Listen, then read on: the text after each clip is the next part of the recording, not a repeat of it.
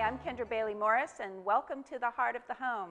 Today we're going to be making one of my favorite dishes, a dish that was actually taught to me by my husband Tim, and it's a risotto dish, and we're going to make it with Virginia-grown acorn squash and prosciutto. And if you've never made risotto before, don't worry. By the time you give it a go and try this recipe, you're going to have it down. A lot of people tend to be a little bit afraid to try risotto. It's a little intimidating, but you'll get it, I promise. If my husband can do it, you can do it. Just kidding.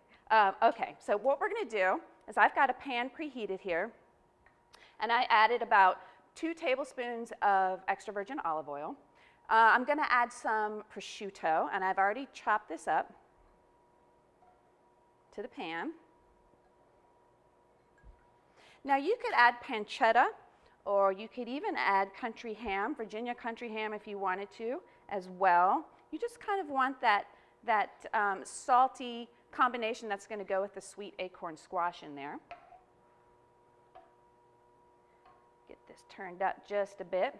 In the meantime, what I've done already, just for time-saving purposes, is I've gone ahead and cooked some acorn squash. And this acorn squash, and you can make it one of 2 ways. In the recipe, I suggest sauteing it in a little bit of olive oil, which crisps it up really nicely and fully cooks it, because when you add it to the risotto, we're adding it at the very end of the dish, and you want to make sure that it's fully cooked. The other way is just to go ahead and roast it, which is how I cook this, and then dice it up, and it's done. So that I've already done ahead of time. You can now hear the prosciutto sizzling.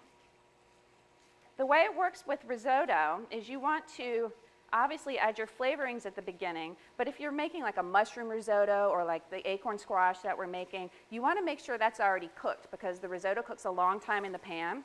And if you add it all in the beginning, it's going to end up being totally overcooked and not a really good texture. Now I've got some minced onions. I'm going to add that to the pan.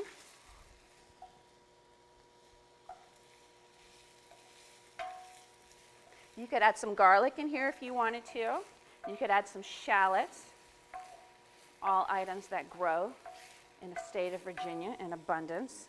Okay, next I'm going to add the risotto rice. And risotto rice is basically a thick, short grain rice. You can buy it at most grocery stores.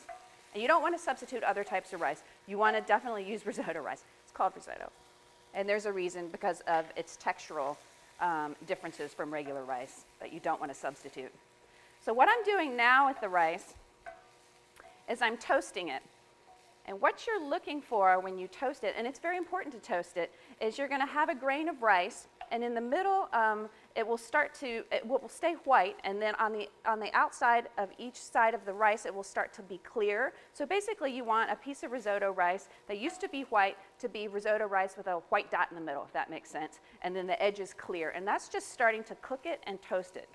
Now, if you wanted to leave the prosciutto out or the meat out, you certainly could and make this a vegetarian dish and substitute for the chicken stock just vegetable stock.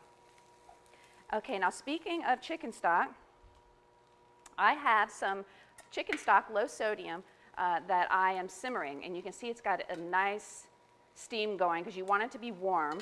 And that's because when we slowly begin to add this to our dish, we don't want it to be so cold that it shocks the dish and lowers the temperature of the pan. That's not going to be good. All right, so that's simmering, and I like to use low sodium because of the saltiness of the ham, and that way you won't oversalt things. Now I've got some white wine, and this is just dry white wine. I encourage you to use Virginia white wines in your cooking, and red wines, because we have some wonderful wines throughout the state. And now I'm going to begin the process of cooking the risotto. I'm going to switch hands here. And what I'm doing is just adding some of this stock to the pan. And you can see it doesn't take very long for it to begin to evaporate. And what we're going to do from here on out, and I'm going to take a little break while I do it, is I'm going to continue to cook it, and I'm going to ladle bit by bit a little bit more stock as we go along. And it's kind of a long process. It's probably 30 to 40 minutes, depending on how much risotto rice you have, but it's very important that you do it this way. You stir and you ladle, and you stir and you ladle. And you do this at kind of a medium-low temperature, and that's going to bring out the beautiful starchiness of this rice and give it almost a creamy quality, like it's got cream in it, or heavy cream, or half and half, but it doesn't. It's just all the starches of the rice coming out. So I'm going to continue doing this, and we'll take a little break, and we'll be right back.